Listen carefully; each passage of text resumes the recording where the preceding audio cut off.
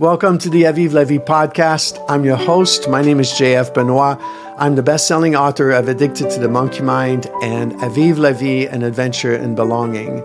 After 12 years of running a holistic addiction treatment center and decades of helping people who have been challenged with conflicts in their relationships, anxiety, depression, and even addiction, what I saw is that the common denominator of our pain and suffering is based on the lack of true connection with ourselves and with other people. Connection underscores absolutely everything in our lives. Whenever we're experiencing distress, when we're being reactive or experiencing triggers, the root cause is often a disconnection and a break in our ability to experience true belonging. So I bring a wealth of experience and empathy, creating a space where you could feel understood and less alone in your struggles. In this podcast, I want to help you tackle the belief that you need to change yourself in order to fit in. A belief that most of us have adopted in our upbringing that keeps creating a tremendous amount of anxiety in our lives. I want to inspire you and guide you to really shed that mindset. So welcome. I'm glad that you're here. So with connections with guests like you and interviews, I'm going to help you truly and support you to be your true self, to be able to let go of performing, let go of meeting other people's expectation, and most importantly, really gain the ability to shed all the self-judgments that we have about ourselves. And instead, really focusing on the resilient person that you are, on the courageous person that you are, and building this ability to experience yourself as this innate love and value that exists within you. So I'm really glad that you're here. Let's explore this together in another episode of Avive. All right, Carrie, I think you've got an exciting topic for us to look at today. I do. I'm really interested to hear your thoughts on it, because I have a lot of different thoughts about it. So I thought it would be a good one to ask questions on, just because I can see how different people would view this in a different way. So I was watching your TikTok videos, and the one that I wanted to talk about was the dare yourself to follow what lights you up. And so I was wondering if you could talk a little bit about that first, and then I'll get into my questions about it after you say what you were saying. Very cool.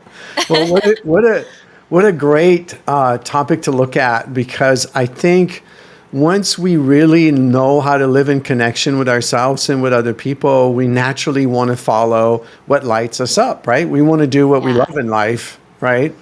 Yeah. So I think I'd like to start by illustrating how, for most people, I think this could be a big struggle. Because we're so ingrained in thinking we got to earn money, right? And then tying what we love to making money, and then it kind of becomes an obstacle, right? We think, no, it's, a lot of people anyway have this belief. That's a lot of the questions that I have in regards to it, actually. Right. Yeah. I mean, I've had, when I watched it, like, I totally see what you're getting, and I agree with it. Like, I totally get what you're getting on it. But then I have another part of me that I remember a conversation that I had with somebody one time, and they told me, which again made sense on a certain level, but they're like, anybody, it was kind of like they were putting down people a little bit who didn't follow their dreams, and they're like, anybody can follow their dreams and make it happen.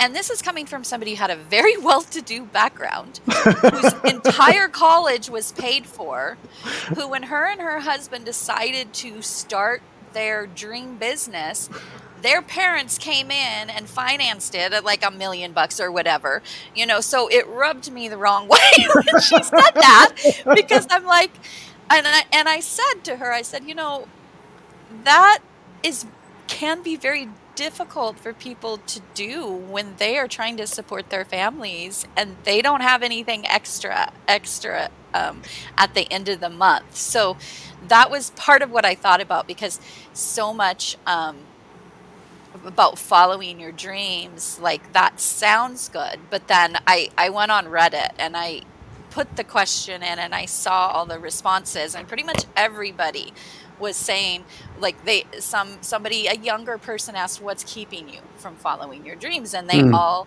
said money, like support, money. And so that was the main thing that I was thinking about when I saw it, because I don't know if we need to redefine what we're talking about when we're saying dreams, or what lights you up, because sometimes, like, if you boil it down to what is really important to you, it's maybe not in something. And some people were saying they didn't have dreams in that way, and sometimes what's really important to you is realizing that you want to provide for your family, and so that there's joy in being able to do that. So Mhm. I'm just interested in, because you did say, but it was a shorter thing on TikTok, so I want to hear kind of a little bit more Yeah. about your thoughts on that. Yeah, and what a dilemma, right? That we're Yeah. we're so stuck in that dilemma. Oh my gosh. And Yeah. during the pandemic, what was really strange is a lot of people just didn't work, right? Yeah. so Yeah. so it left a lot of Yeah. room, and I think maybe a lot of people Yeah. are still in that space of like, oh, maybe I can figure out, what I Yeah. love to do. And Yeah. so let's identify this myth about money, because it's easy to run with it. It really is easy. And you're Yeah. right. Some people are much more privileged than others, and they were Yeah. able to achieve their dream because, perhaps they had a lot of resources. Which I want doesn't to, discount the hard work they put in, because they did have to put in hard work. well, of course. But they just were able to shorten it and achieve what they wanted to in 5 years instead of 30, you Right. know? Yeah, absolutely.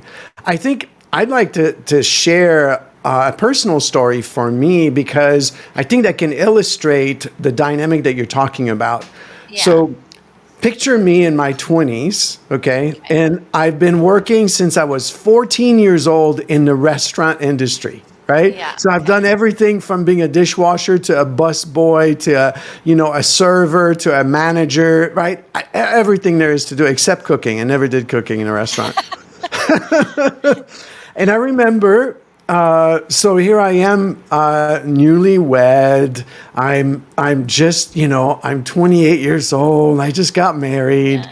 and I'm working in restaurants, and it's like stressful, right? And it's just busy and long hours, and it really fit me when I was early on in my life, because I was traveling, the drinking Yeah. lifestyle, all this stuff, right? But now Yeah. suddenly I'm married, expecting a kid. Mhm. And then I would go to work and I'd come home and I was severely depressed, Yeah. right? Yeah. I reached that place Not what where, you wanted to be doing.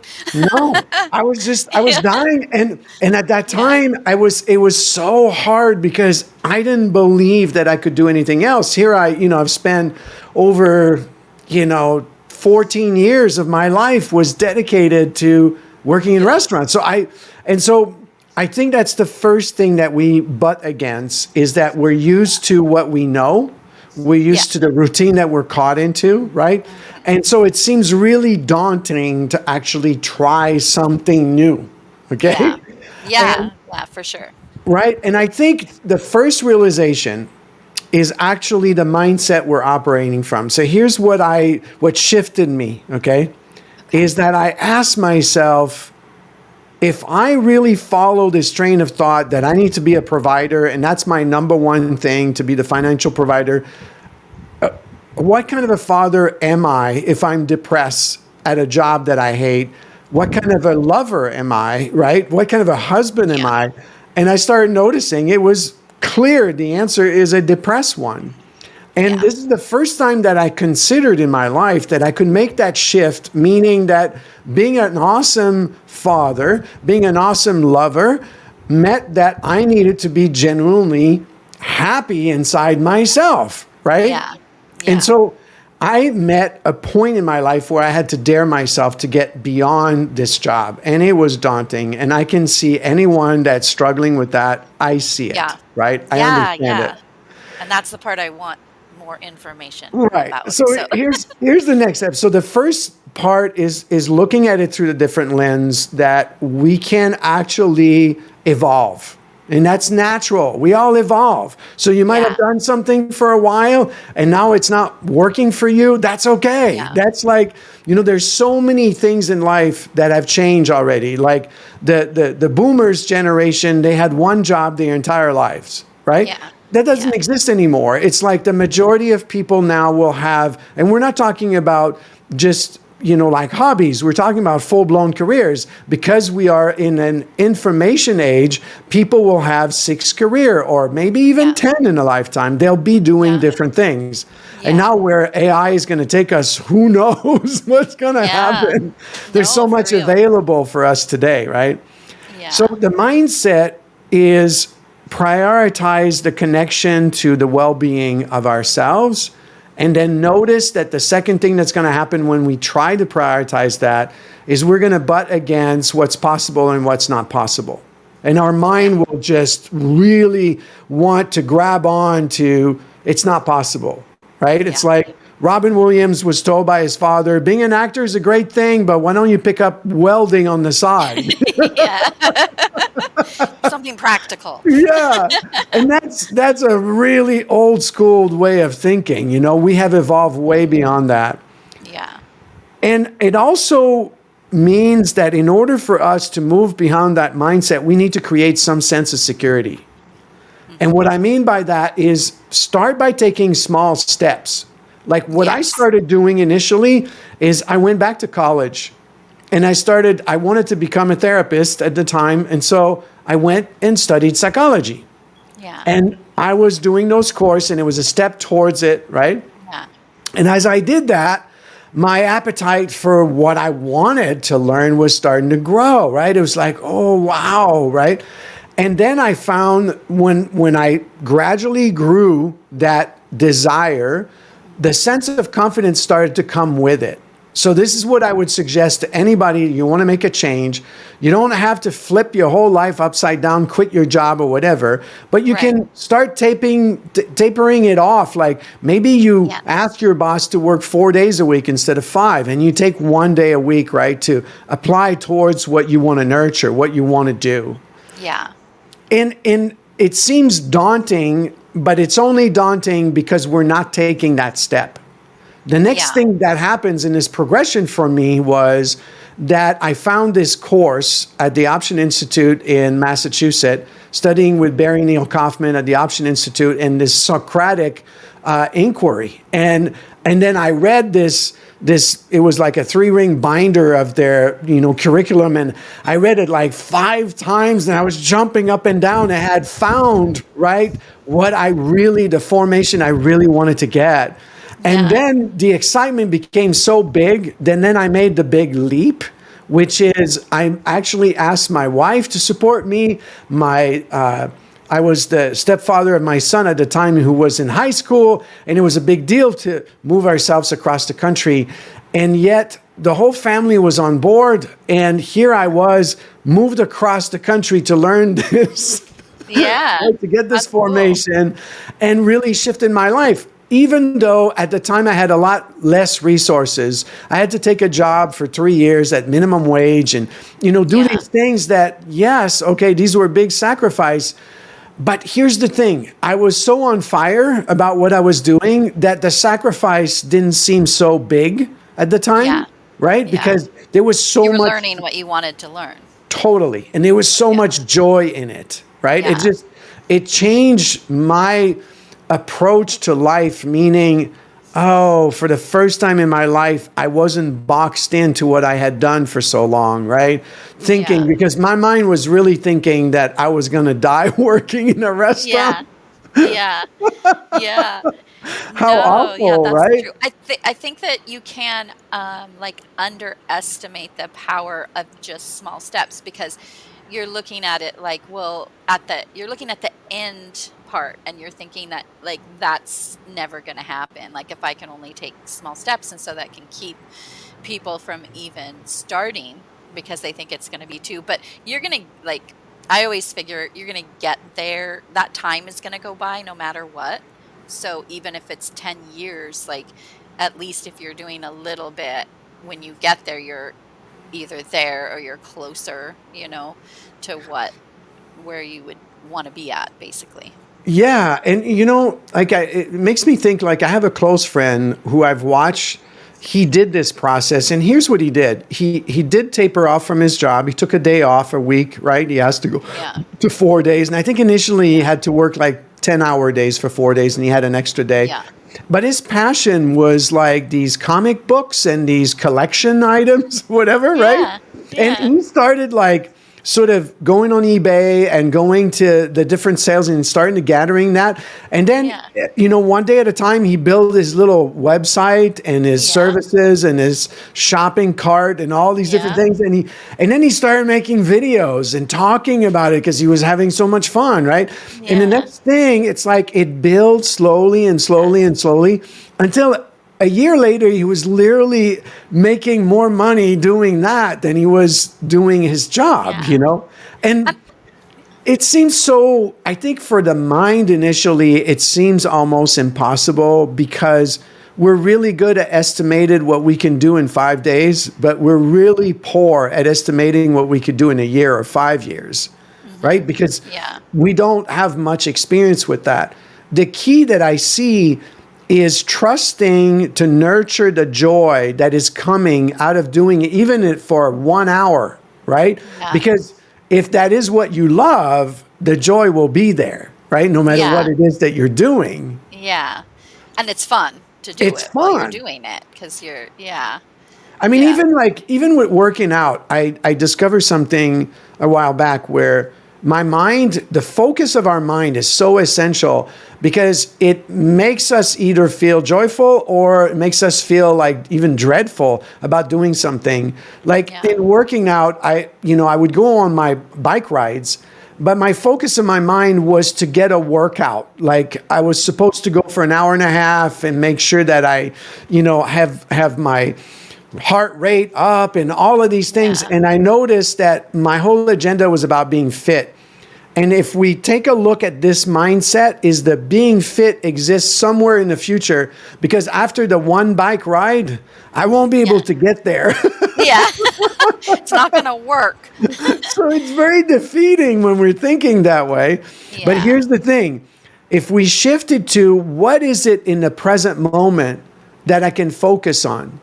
And so when I was biking, I shift my focus to air in my lungs, and that I appreciated, having these breaths that are like, whoa, right? My heart's pumping and all that. And then looking at nature around me. And both of those were instantaneous, right? They lived in the here and now. And so my mind could then relax. Like we're not trying to achieve a goal that's 6 months from now, which feels very defeating. But I'm here in the now and I could relax. And then naturally, the next day I wanted to go back biking because I enjoyed when I biked yesterday. Yeah. It's funny because you're talking, and I'm taking a course right now on Coursera that's about the mind and learning.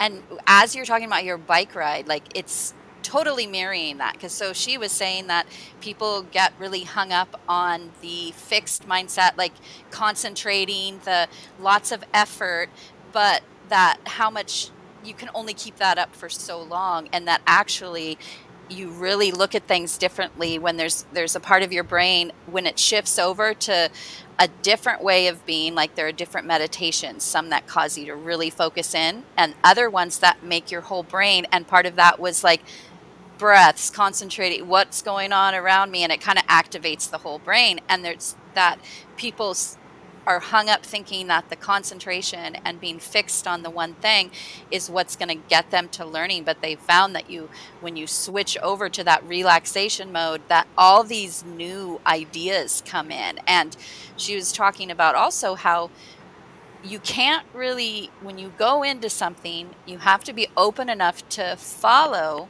what you're feeling joyful. She said, because some people will say, well, I'm not going to be good at that. But as they go, they find a certain joy in what they're learning, and all of a sudden they are off in a direction that they hadn't even thought about up to that point, because they had discounted thinking that, I'm not even going to be good at doing that. So it's kind of fun to hear you talking about the biking and how you're going in and out of those two ways of learning kind of as you're doing it. It's strange that we would listen to a mind who doesn't even have the experience, but is already anticipating how it's going to be.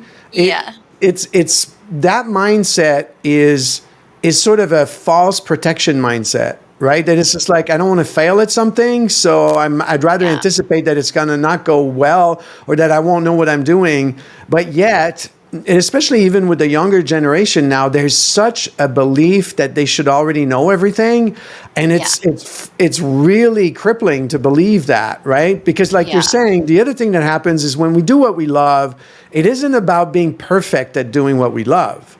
It is only about being passionate about it. And if we're naturally passionate about something and then we nurture it, we will naturally become good at it. It's a progression that will most likely happen because it's joyful, it's happy. Yeah. Here's another part that I think is really important, is oftentimes overlooked about this, and this is why I think people fail, is that there's a lot of roadblocks that happen when I'm trying to follow what I'm passionate about. Mm-hmm. Meaning that mind that says, now I'm trying, but definitely I'm wobbling because I'm learning something. Then I start telling myself, oh, see, yeah, I don't know if you're meant to do that. Look, you're struggling right now. Yeah, this isn't easy. I even remember in my training, I mean, it was so rigorous. We would do a session, we would record the session, take it back to our teacher, and every time there was a question that was wrong, the teacher would say, well, why did you ask that question? And we would say, well, I got scared.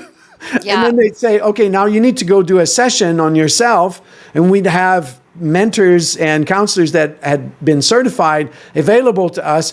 And then we would have to go and look at why we keep being afraid in doing these sessions. Yeah. So there's an aspect of failing that in creating a relationship with that failure, not avoiding it, not being afraid of it, but really attuning to the sense that we're not capable of doing something, but really by attuning to the emotional body and having the ability to tune into that defeated, sense of self, we start realizing that the only thing that makes us feel this way is that we have an attachment to our self-worth, meaning that our self-worth is tied to a specific expectation of a standard that perhaps we had reached in another job, but that we can't reach in this one yet because we're still in the process of learning it. Yeah. Right? Yeah. So it's really, that's where I see most people give up. Because that's actually what they said on the Reddit post that I was reading too. That was it was money and fear. Yeah. And the fear is not founded on real experience, because here's the thing. If we actually tune into the passionate self in the moment and we ask, do you love doing this? Do you really love doing this? And the answer is yes, I love doing this. It's different than thinking, gosh, I love this, but I keep thinking that I'm not quite up to par to do it. Those are two completely separate way of analyzing ourselves, right? Looking at ourselves. So when we have the thought that we're failing or that we're not enough, the key is to come back to the passionate self, right? To tune in to, wait a minute, I'm going to pause this agenda of being good at this, right? I'm going to put that aside for maybe even decide an amount of time, said for a month or for 2 months. I'm not going to concern myself with the standard or compare myself to other people or any of that. I'm simply going to keep feeding the joy that is in me of doing what I'm doing. And it takes a little bit of discipline to do that, but we can. And again, it's focusing on the connection to the joy that lives in the belly. It's not something we need to invent. I mean, that's the easy part, is that we don't have to invent that. But when we keep focusing on being better, we sort of have to invent that because it's not here, right? We're not better yet. Yeah, I mean, I just keep I just always put myself in the situation of and having been in the situation where you don't have a lot of money, you're a single mom or you've got two parents working double, jobs, but then you also have on the other hand always hearing about the people that do make it work anyway, but it doesn't necessarily mean if you're doing that would whatever you're working on would necessarily become your full-time job, right? Not necessarily. And here's the thing, though. We won't know until we give it enough, literally hours. We have to put hours into it. Like, I was just thinking even about you. Yeah, you showed me some of the children books that you did. Yeah, yeah. And Yeah, so no, and in that I totally was, when you were talking about it, it was like baby step by baby step and doing kind of difficult learning, but I was enjoying it, So as I was learning how to kind of go about formatting and, doing all that, and it brings you to a certain point and you look back and you're like, oh, look at everything I learned. So I help other people, that just want to talk to me about, I'm thinking of doing this and I have this information that I can share with them from doing that, so that's cool.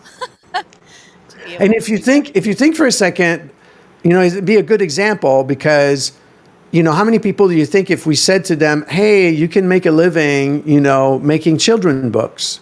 Yeah. What would their answer be? Like, yeah. Well, I don't make a living at it, but I enjoyed it.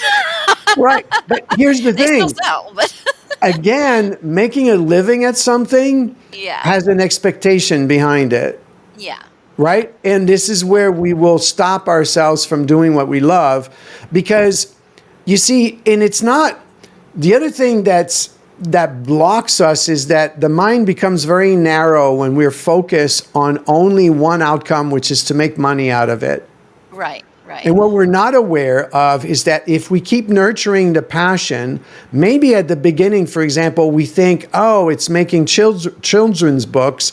But as you nurture the passion, maybe at some point you meet somebody and you share because you're so passionate about your books, you keep sharing it. And maybe along the way, you then meet somebody who has a publishing company and publishes, right, children's book, and they need somebody to do something you're gifted at, the aspect of writing or imagery or whatever. And then suddenly you go, interesting. And so it can take so many different forms where suddenly there's an opening, right, for income to come out of what you're passionate about.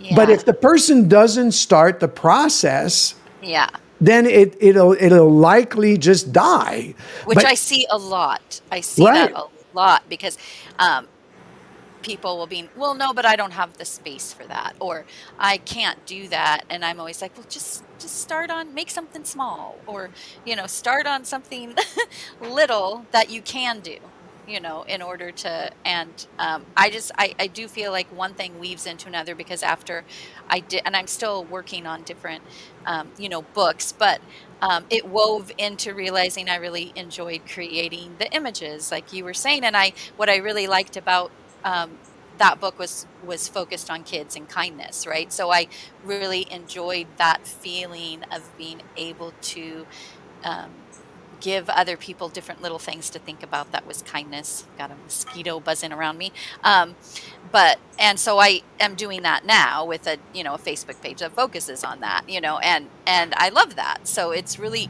is interesting that when you start, you might not, I wouldn't have even thought about that at that point. Like that was not a possibility. It's amazing how things can expand. Like, I mean, I remember when I graduated and I got my formation, I got certified as an option process mentor counselor. Yeah. I was all excited. I went and opened a private practice. Yeah. And within 6 months of doing that work in private practice, I didn't like it. Like, I was like, how can this be? I studied for this and everything. Yeah. And then my wife looked at me one day and she said, you're a teacher. You love to teach, right? Yeah. And when you sit and do session, you're not really teaching. Why don't you start a workshop? And then it evolved, right? And then I became much more of a teacher, which was where my passion was.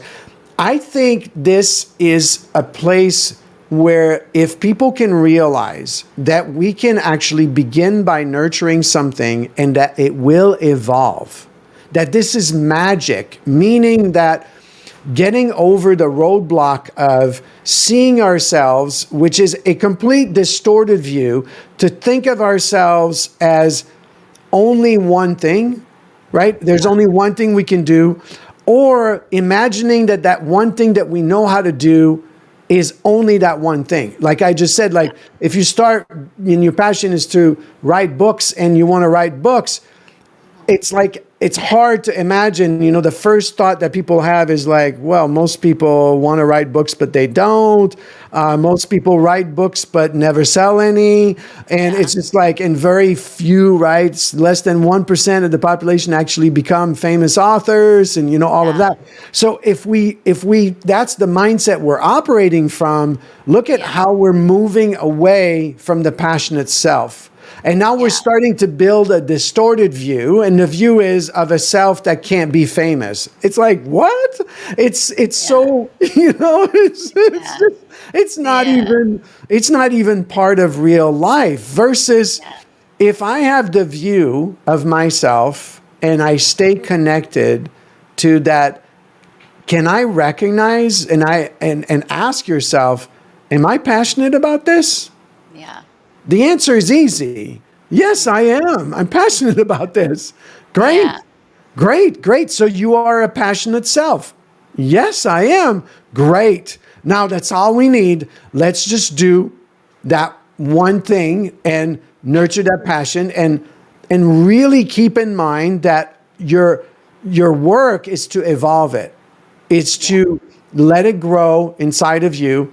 And when you meet a roadblock, meaning that you start falling into the trap of that mindset, just know that it's because now you're starting to put all kinds of expectations on what you're doing. And now you're moving away from staying connected. Just like if I was riding my bike and I would start focusing on losing weight or being fit and everything, that's somewhere in the future. I can never get to it.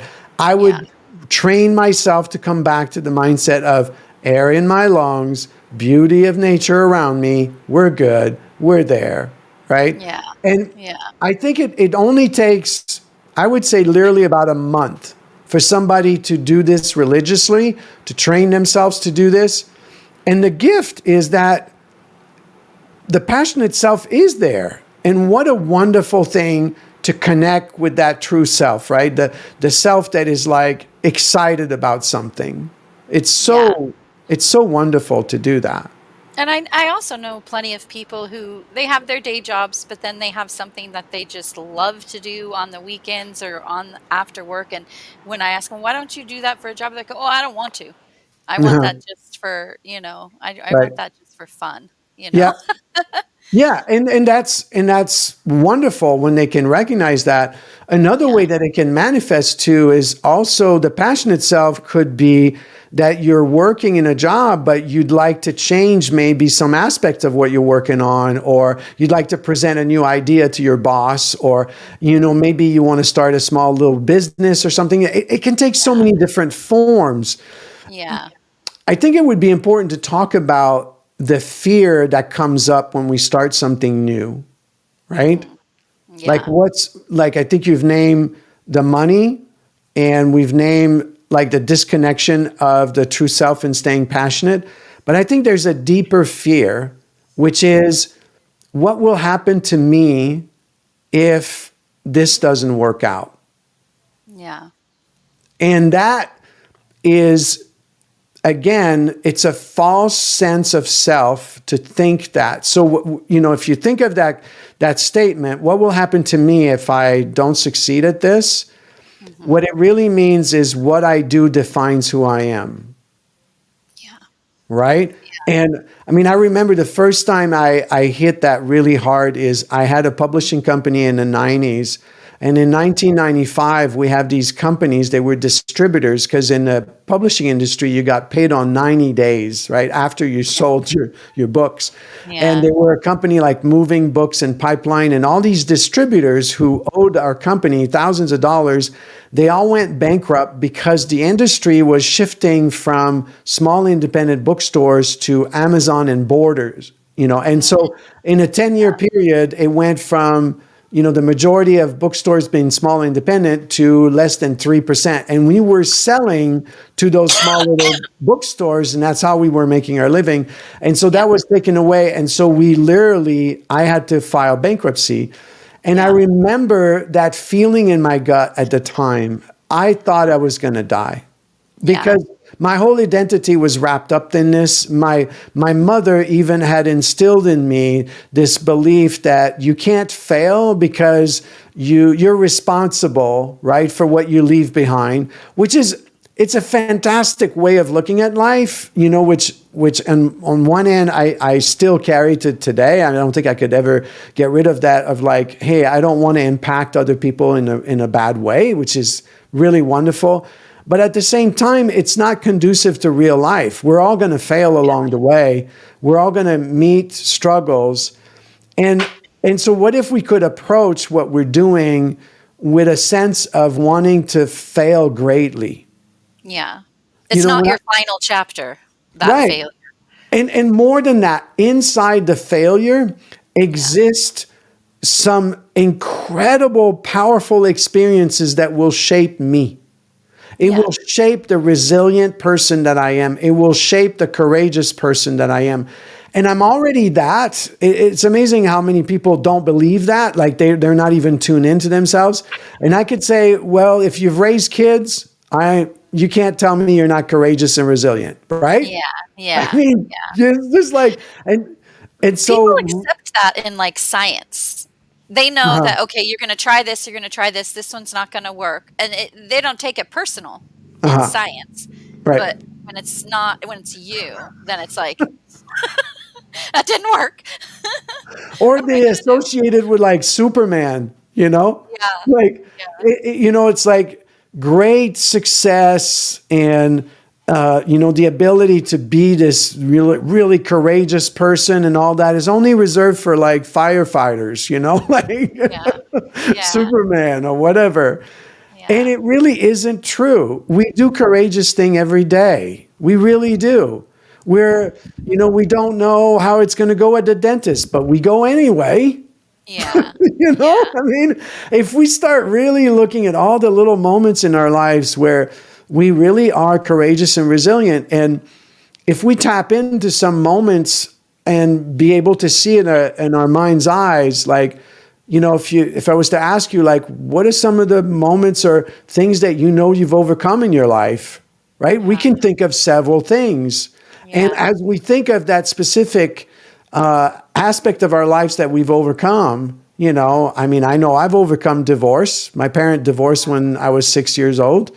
And how did that help me become more resilient? Well, I was able to be raised by a single mother and I became a father anyway, right? So, so it's really connected to be willing to fail, fearlessly and tell ourselves, I'm more willing, this is where I've reached in my life, is that I'm more willing to fail than not try.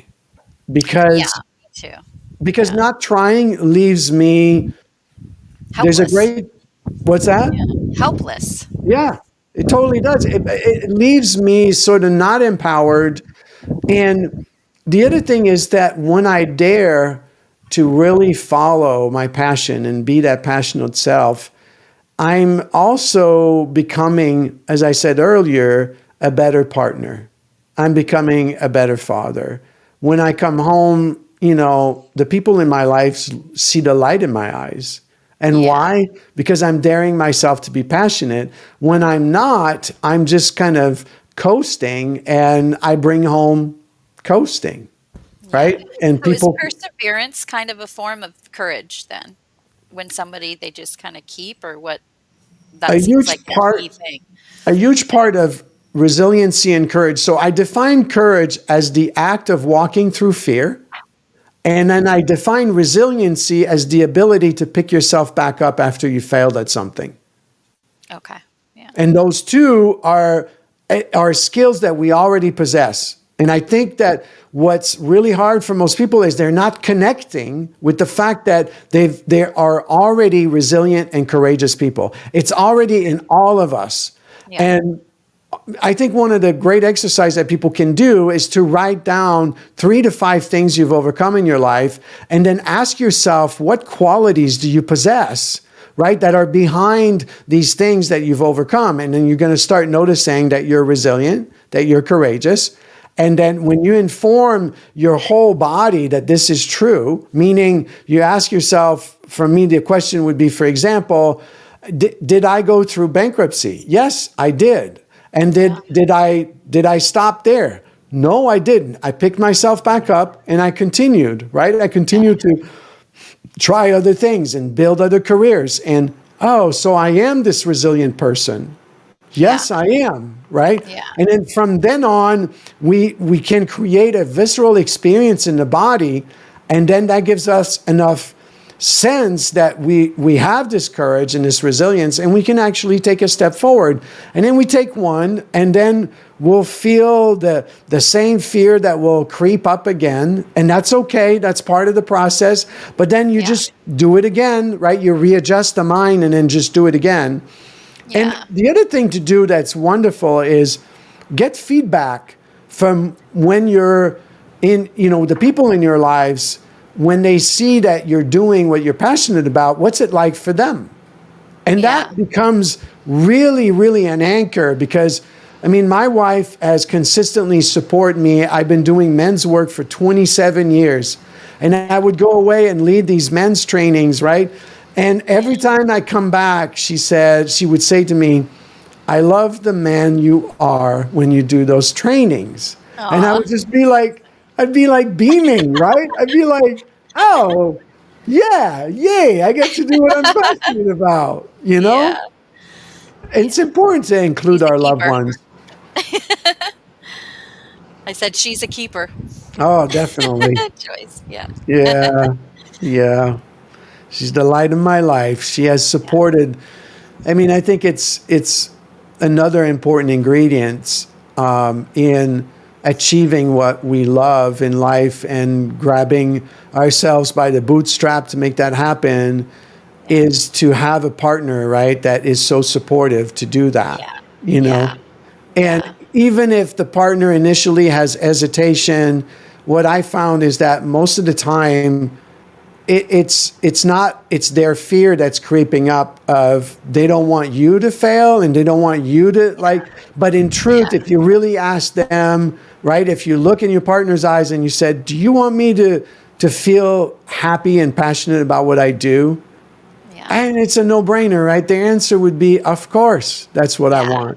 Yeah. So they might be caught in the same trap as we are, their fear of failure and all that. But that never means that they're not supportive. It's pretty rare not to have a partner that's not supportive. And if they're not supportive, I would definitely put in question sort of like the relationship has some things that need to be addressed, because doing what we love, like I observed my wife has been doing this unhoused project now for about a year, and she's giving so much of herself. And I know that sometimes I want to be like, okay, this is going overboard, or whatever. My mind can be critical. Yeah. And if I make those comments, I know that it's not conducive to meeting the woman I'm with. It's more meeting my own fears about what might happen, And so getting past that in our relationship and really focusing on the joy of pursuing what we love. And oftentimes it can be something completely different than what our partner loves. And that can also be expanding the relationship, because this is where we thrive. This is where we get to experience different part of ourselves. And when we come back, we have more to share in the relationship. It's so beautiful. It Yeah. becomes like a full circle, right? Where we just feed more joy, and then that joy becomes contagious and it spills over, and with our kids, with our partners. It's Yeah. wonderful. Yeah. Well, I think you kind of answered my questions that I had about it.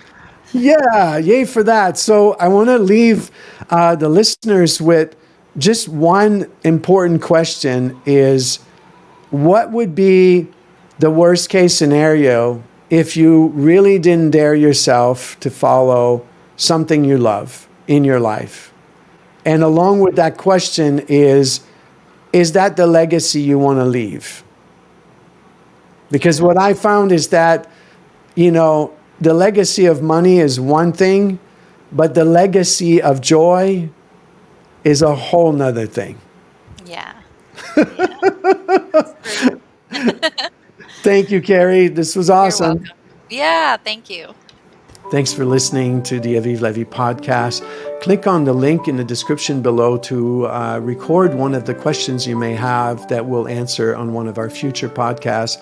Also, I'd like to invite you to be a guest so that we can support you in delving deeper in resolving some of the core issues that you might be dealing with. Don't forget to check out my link for my books, also our newsletter, online groups, and the weekend adventures that I offer. Again, it is extremely rewarding to be on this self-discovery journey with you and to actually get to experience a sense of true belonging.